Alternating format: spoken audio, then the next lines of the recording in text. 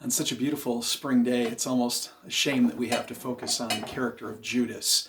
Holy Wednesday is typically the day that we reflect on the betrayal of Jesus by Judas. In fact, its traditional name, Spy Wednesday, kind of highlights our attitude about the one Christ follower that we disdain. But before we get too far down our accusatory trail, we really need to reflect on who Judas was and what the commitment was that he made to Christ. You have to remember that just like the other 12, he was chosen from a larger group of followers by Jesus, personally picked out of the crowd to be one of the 12 apostles. In fact, it's interesting to me that in Luke chapter 9, verse 1, Jesus says that he gave authority over the devil, over the powers of darkness, and the ability to heal the sick to the 12, including Judas. So Judas went out. He proclaimed the truth of the good news. The kingdom of God had arrived. He healed the sick, and he set those who were oppressed of the devil free.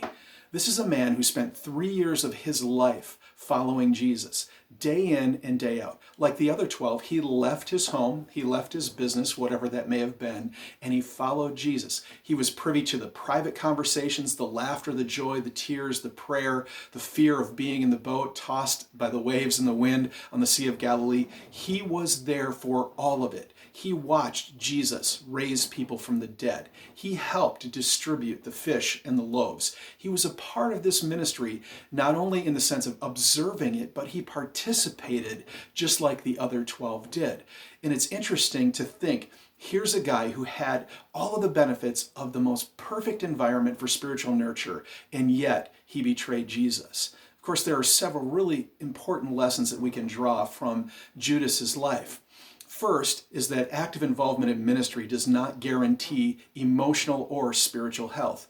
Here's an individual who was deeply involved in Jesus' personal ministry and yet had some serious character flaws. We're all imperfect. None of us can say that we've reached some sort of level of perfection where we have no faults. Judas had faults just like we do.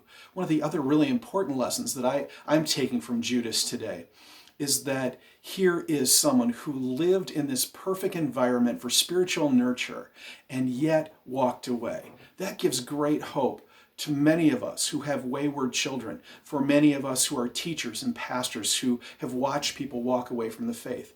Judas, in the environment where a person, how could he not grow? How could he not be wholehearted in his service to Christ? Walked away from Jesus. Jesus had a wayward child who he certainly grieved and loved deeply. So when we think about our wayward children, or maybe those friends that we've tried to lead in faith who've walked away, we can go to God knowing that he fully understands the burden of our experience.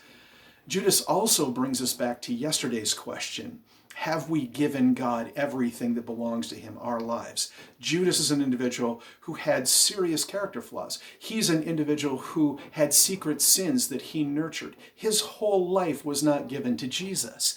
He had some things that he kept under his own control. He had some special things that he loved and longed for. He was the thief. He was stealing from the ministry's general fund. So his betrayal wasn't just a one-time failure. It was the culmination of a series, a lifelong experience of hidden sin. So we have to wonder, are we people who harbor and nurture secret sins? If we are, we need to make sure that we talk to the Lord about it, because harboring secret sins gives Satan the opportunity to influence us to deeper sins. And we certainly don't want to go there. When Luke says that Satan had entered Judas, Satan was influencing him. Judas gave Satan a foothold, and he took advantage of it, taking him deeper and deeper into sin. We need to consider our ways and make sure that we're not doing the same. So today we pause to pray for those who are wayward from the faith. We also pause to consider our own ways and ask, have we truly given our whole lives to Jesus Christ? Please join me tomorrow. It is Maundy, Thursday. It is the day that we celebrate the Lord's Supper. And please make sure that you have some bread and some juice available as we'll participate in communion together.